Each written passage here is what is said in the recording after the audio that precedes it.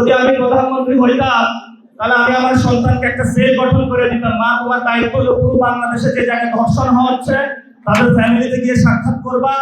আমরা যতদিন আছি বাংলাদেশে, যাতে বাংলাদেশ আর একটি মা এবং কেউ ধর্ষণের শিকার না হয়।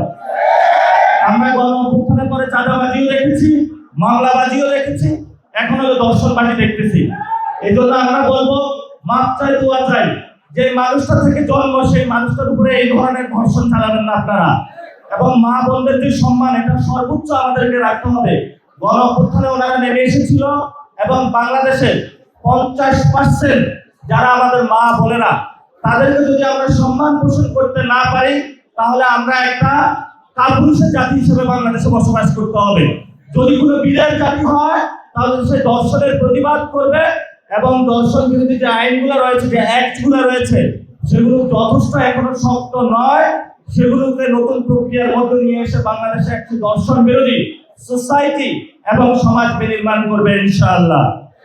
আমাদের আরো